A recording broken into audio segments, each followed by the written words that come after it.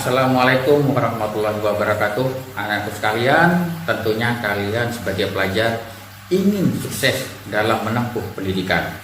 Kunci suksesnya adalah belajar.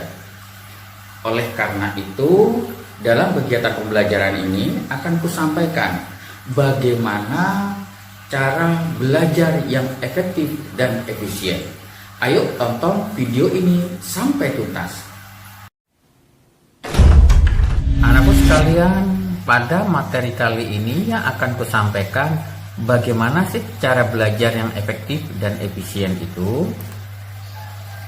Kebiasaan anak dalam belajar itu ada yang menggunakan model SMS, yaitu sinau malam semalam. Apa itu Pak artinya? Yaitu belajarnya tanpa mengenal waktu. Sehingga tujuan yang diharapkan dalam kegiatan pembelajaran itu tidak akan tercapai. Oleh karena itu anak-anak, tujuan belajar yang efektif dan efisien itu adalah agar dapat memberikan hasil yang maksimal dan memuaskan. Ingat, untuk bisa pandai dan pintar mestinya harus giat dan tekun dalam belajar. Oleh karena itu, ada 10 tips cara belajar yang efektif dan efisien. Yang pertama, belajar itu memahami, bukan sekedar menghafal. Artinya bahwa kita boleh hafal 100% semua pelajaran, tapi yang lebih penting adalah apakah kita itu sudah mengerti materi yang sudah dihafal itu. Yang kedua, membaca itu adalah kunci di dalam kegiatan belajar. Supaya kita bisa paham, minimal bacalah materi yang baru 2 kali dalam sehari. Yang ketiga anak-anak, mencatat pokok-pokok pelajaran. Maksudnya bahwa tinggalkan catatan pelajaran yang panjang, ambillah intisari atau kesimpulan dari setiap pelajaran yang sudah dibaca ulang. Yang keempat, hafalkan kata-kata kunci. Artinya bahwa buatlah kata-kata kunci dari setiap hafalan supaya mudah diingat pada saat otak kita memanggilnya. Yang kelima, pilihlah waktu belajar yang tepat. Artinya bahwa waktu belajar yang paling enak itu adalah saat badan kita masih terasa segar. Yang keenam, bangunlah suasana belajar yang nyaman.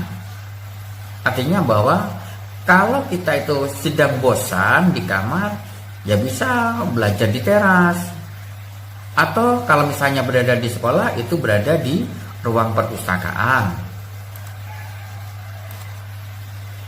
Yang nomor 7, belajar yang efektif dan efisien itu adalah membentuk kelompok belajar. Kalau lagi bosan belajar sendiri, bisa belajar bareng bersama temannya. Maksimal ya 5 orang, jangan terlalu banyak.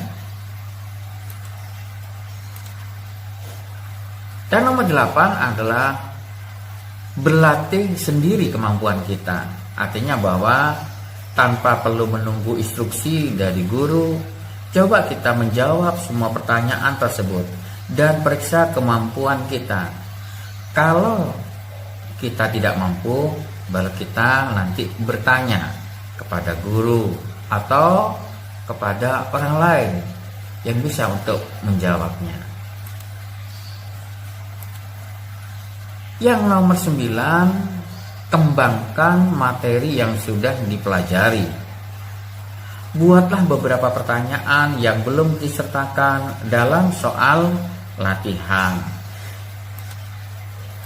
Yang terakhir, sediakan waktu untuk istirahat.